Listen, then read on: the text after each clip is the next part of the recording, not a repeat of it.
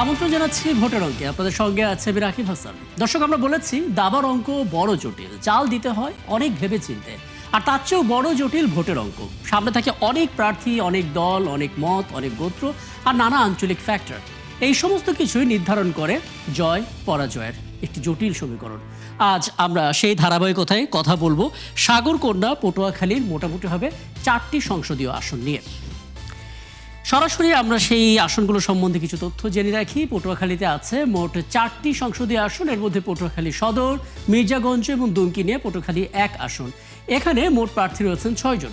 আলোচিত যারা আছেন তাদের মধ্যে ধানের শীষ প্রতীক নিয়ে বিএনপির কেন্দ্রীয় ভাইস চেয়ারম্যান আলতাফ হোসেন চৌধুরী আছেন ঈগল প্রতীক নিয়ে 10 দলীয় জোট প্রার্থী মোহাম্মদ আব্দুল ওয়াহাব, তিনি মূলত এবি পার্টির কেন্দ্রীয় সিনিয়র সহসভাপতি। ওদিকে বাউফল উপজেলা নিয়ে পটুয়াখালী 2 আসন, এখানে আছেন আরও 5 জন প্রার্থী। গলাচিপা 10 মিনা উপজেলা নিয়ে পটুয়াখালী 3, সেখানেও আছেন 5 জন প্রার্থী। সবশেষ কলাপাড়া রাঙাবালি নিয়ে পটুয়াখালী 4 আসন, এবং এখানে ধানের শীষ প্রতীক নিয়ে লড়ছেন কেন্দ্রীয় বিএনপির প্রশিক্ষণ বিষয়ক সম্পাদক এবিএম মোশাররফ হোসেন, এবং ইসলামী আন্দোলন বাংলাদেশ থেকে এখানে লড়ছেন মোস্তাফিজুর রহমান। সব মিলে এই 4টি সংসদীয় আসনে মোট ভোটার 15,09,589 এবং মোট প্রার্থী 20 জন। মৌলিক তথ্য জানলাম, এবার একটু আসন ভিত্তিক ছবিগুলো একটু দেখার চেষ্টা করি। আমরা যদি পটুয়াখালী 1 আসনের দিকে তাকাই, আগেই বলছিলাম এটা সদর, একই সঙ্গে মির্জাগঞ্জ এবং দুমকি, এই 3টি জায়গা নিয়েই মূলত পটুয়াখালী 1 আসন।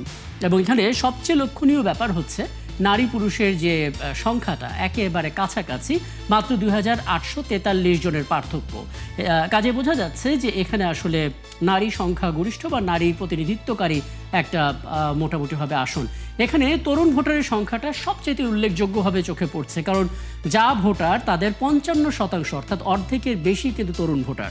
তার মানে প্রতি 2 জনের মধ্যে 1 জন ভোটার থাকবেন যিনি তরুণ ভোটার। 2008 সালের পর নতুন যে ভোটার যুক্ত হয়েছে দেখা যাচ্ছে সেটা কিন্তু আবার তরুণ ভোটারের সমান। তার মানে তরুণদের হাতেই মূলত এই পটুয়াখালীর চাবিটা থাকবে। আমরা পটুয়াখালী 1 আসনটা দেখে নিলাম। পটুয়াখালী 2-এ যেতে চাই, বাউফল নিয়ে পটুয়াখালী 2 আসন, এবং এখানেও লক্ষণীয় বিষয় হচ্ছে নারী পুরুষের যে পার্থক্য সেটা আগের চাইতে কিছুটা বেশি হলেও সার্বিকভাবে এটা আসলে খুব একটা বেশি না। 5,712 জন নারী পুরুষের পার্থক্য আমরা দেখতে পাচ্ছি। 2008 সালের পর নতুন যে ভোটারটা যুক্ত হয়েছে 2,14,484, দেখা যাচ্ছে এই বাড়তি ভোটার অর্থাৎ মোট ভোটার থেকে 2008 সালের ভোটার বাদ দিলে আমরা তরুণ ভোটার পেয়ে যাচ্ছি, যে তরুণ ভোটারের পরিমাণটা কিন্তু চোখে পড়ার মতো, 31%-এর উপরে, প্রায় 32%। তার মানে এখানেও আমরা প্রতি 3 জনের মধ্যে অন্তত 1 জন ভোটার পাবো তরুণ ভোটার। আমরা পটুয়াখালী 3 আসনটা দিয়ে একটু কথা বলি। পটুয়াখালী 3 আসন মূলত গলাচিপা এবং 10 মিনা, এই 2টা জায়গা নিয়ে পটুয়াখালী 3 আসন, এবং এখানে আমরা প্রায় 50% অর্থাৎ 50% আমরা নারী পুরুষ দেখতে পাচ্ছি। যদি পার্থক্যের কথা বলি সেটা 2172 জনের একটু কাছাকাছি হবে। আমরা এখানেও সেই একই চিত্র দেখতে পাচ্ছি, অর্থাৎ 2008 সালের পর নতুন যারা ভোটার এসেছেন তারা প্রায় সবাই কিন্তু এখানে তরুণ ভোটারের সমান।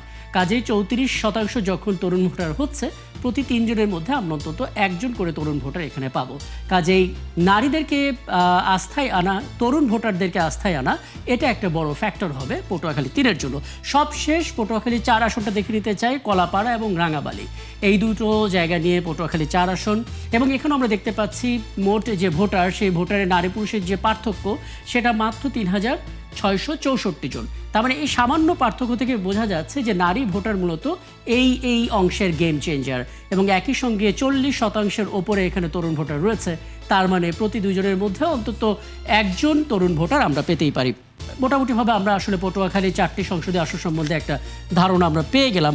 এবার একটু বিস্তারিত আলাপ করতে চাই। আমাদের সহকর্মী আহসানুল কবির রিপন আছেন। শুরু থেকেই পটুয়াখালীর নির্বাচনী যে পরিবেশ, প্রার্থীদের কথা, একই সঙ্গে ভোটারদের আপডেট সবটা একটু জানার চেষ্টা করি।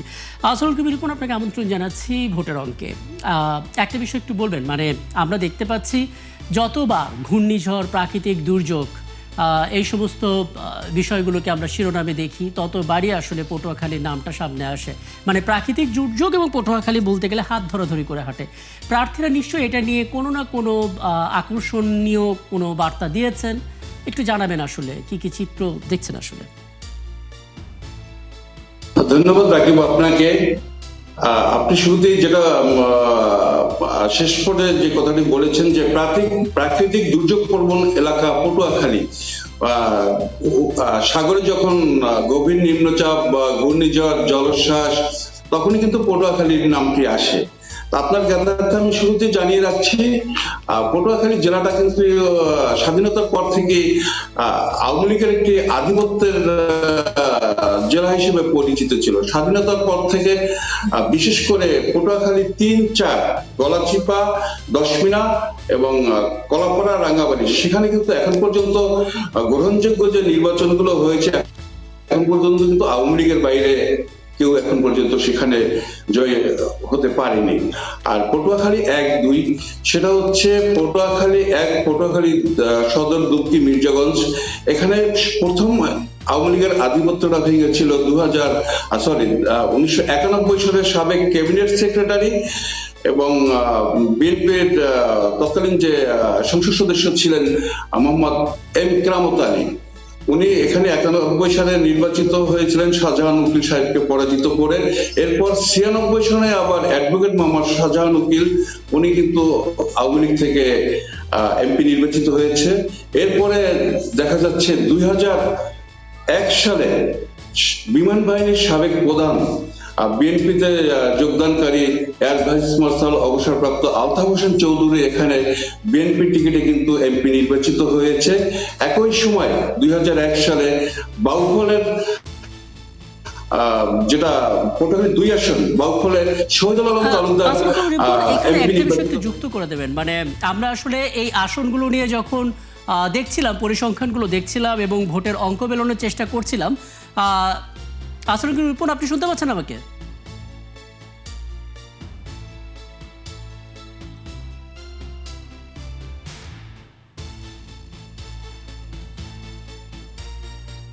আসলে কবি রিপন, নিশ্চয় আপনাকে শুনতে পাচ্ছেন। মানে আমরা যখন আসলে ভোটের অঙ্কগুলো করছিলাম, আমরা দেখছিলাম এখানে আসলে প্রায় 4টি সংসদীয় আসনে নারীদের একটা সমান সমান প্রতিযোগিতামূলক অংশগ্রহণ আছে পুরুষের মতো। পার্থক্য খুব বেশি হলে 2 থেকে 3 হাজার, এবং কোনো কোনো জায়গায় নতুন যারা যুক্ত হয়েছেন তাদের মোট সংখ্যা, অর্থাৎ 2008 সালের পর যারা ভোট দেয়নি তাদের সংখ্যাটা অনেকটা তরুণ ভোটারদের সংখ্যার সমান। তার মানে বোঝা যাচ্ছে নারী এবং তরুণরা একটা বড় ফ্যাক্টর হিসেবে কাজ করবে। নারীদের মূলত সংকটগুলো কি পটুয়াখালীতে, যেগুলো নিয়ে আসলে প্রার্থীরা কাজ করতে পারেন?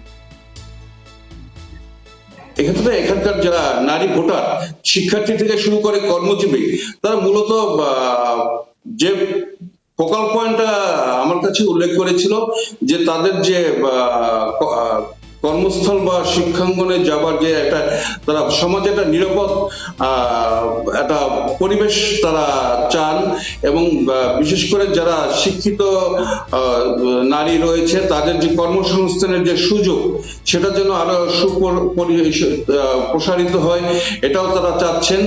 আরেকটি বিষয় হচ্ছে যে নারীদের যে সুরক্ষা, বিশেষ করে উপকূলীয় অঞ্চলে যারা নারী রয়েছে তারা অনেকেই বাল্য বিবাহ শিকার, সামাজিক কুসংস্কারের শিকার। তো সেসব ক্ষেত্রে শিক্ষাকে আরো সম্প্রসারিত করার উপরেও তারা বিষয়টাকে প্রাধান্য দিয়েছে বা তাদের প্রত্যাশা হিসেবে আমাদের কাছে তুলে ধরেছে। তো আপনাকে আরেকটু বলতে চাচ্ছি যে পটুয়াখালী যে ৩, গলাচিপা, দশমিনা, এটা কিন্তু পটুয়াখালীর এবারে নির্বাচনের সবচেয়ে নির্বাচনী উত্তাপটা এখানে বেশি। এখানে সাবেক 2 ছাত্র নেতার অস্তিত্বের লড়াই হিসেবে দেখা যাচ্ছে। এখানে ডাকসুর সাবেক যে ভিপি এবং গণ অধিকার পরিষদের সভাপতি নুরুল হক নূর, তিনি কিন্তু বিএনপির জোট মনোনীত প্রার্থী হিসেবে এখানে নির্বাচন করছে। পক্ষান্তরে আরেক সাবেক ছাত্র নেতা, ঢাকা বিশ্ববিদ্যালয়ের ছাত্র দলের সাবেক সভাপতি এবং বিএনপির কেন্দ্রীয় কমিটির সদস্য, সদ্য বহিষ্কৃত হাসান মামুন, তিনি কিন্তু এখানে স্বতন্ত্র নির্বাচন করছেন। যদিও তিনি দাবি করছেন যে তাকে বহিষ্কারের আগেই তিনি পদত্যাগ করেছেন। এখানে কিন্তু ভিপি নূর স্বতন্ত্র প্রার্থী হাসান মামুনের কাছে একটা বড় চ্যালেঞ্জের মুখোমুখি হচ্ছে। এর পিছনে কারণও রয়েছে।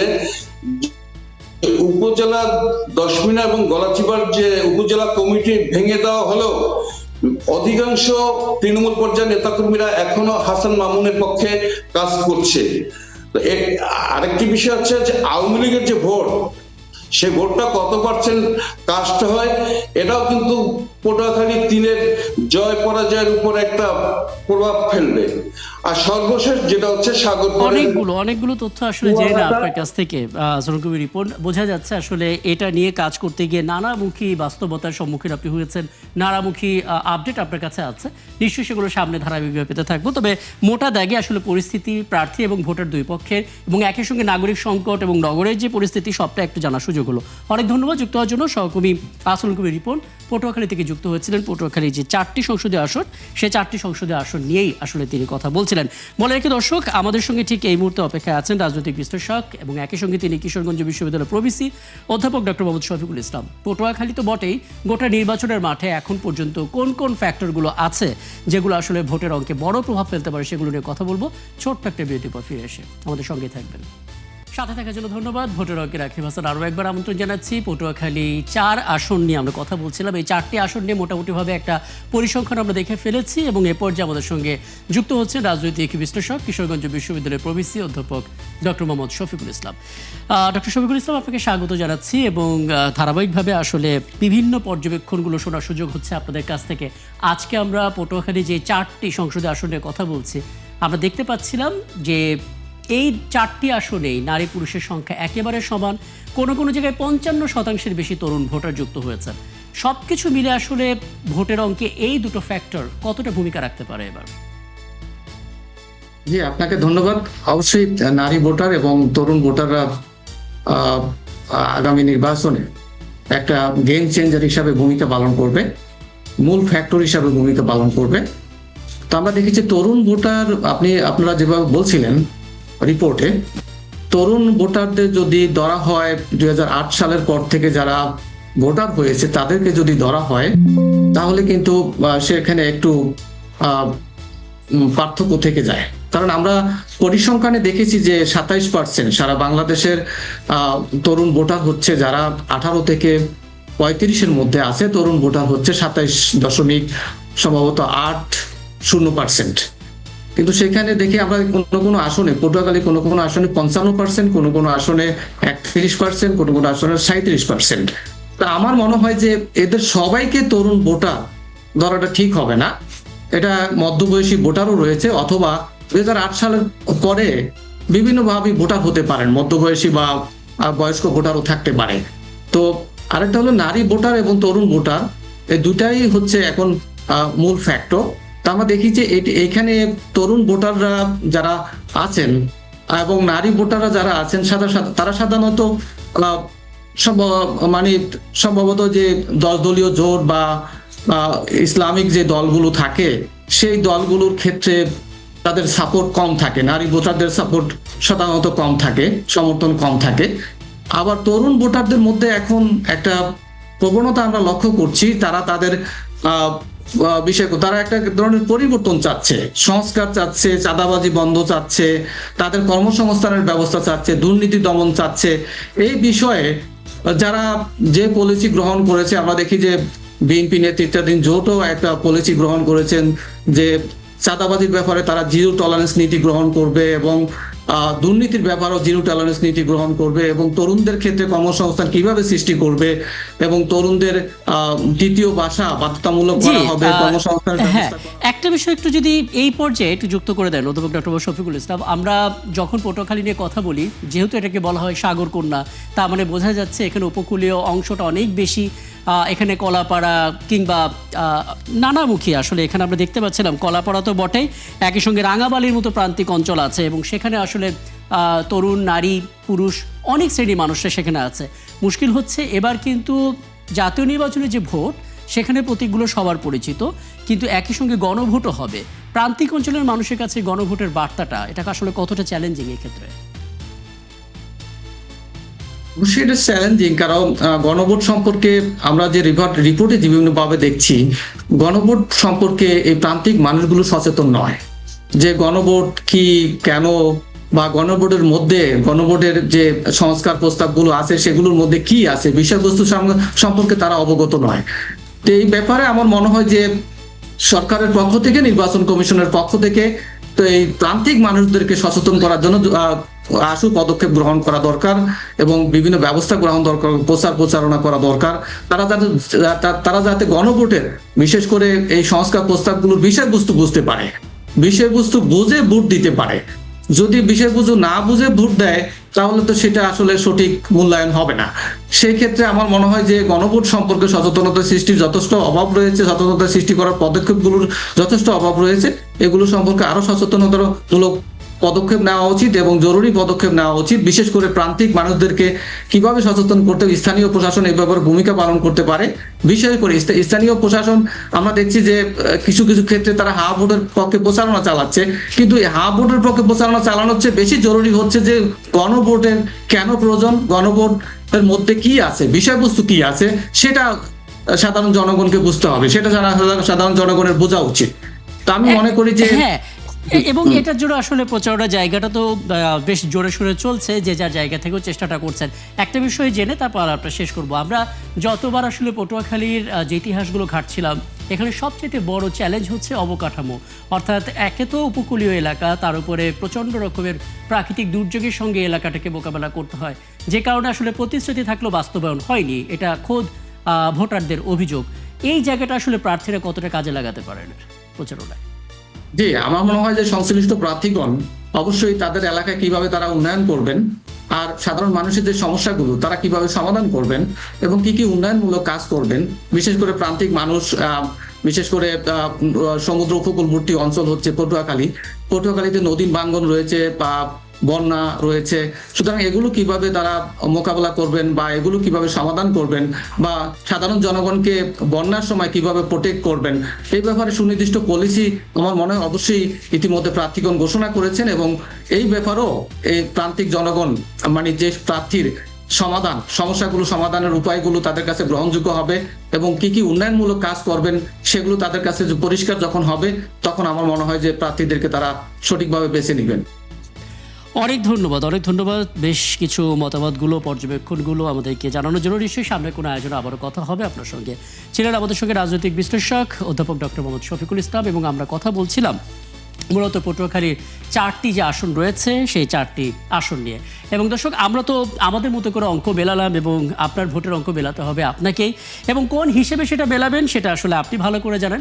আগামীকাল দেখা হবে ঠিক রাত 10টায় ভোটের অঙ্ক নিয়ে, এবং তখন আমরা চেষ্টা করব পার্বত্য চট্টগ্রামের অর্থাৎ রাঙামাটি বান্দরবনের এই অংশটা নিয়ে সংসদীয় অংশের ভোটের অঙ্কটা মেলানোর জন্য।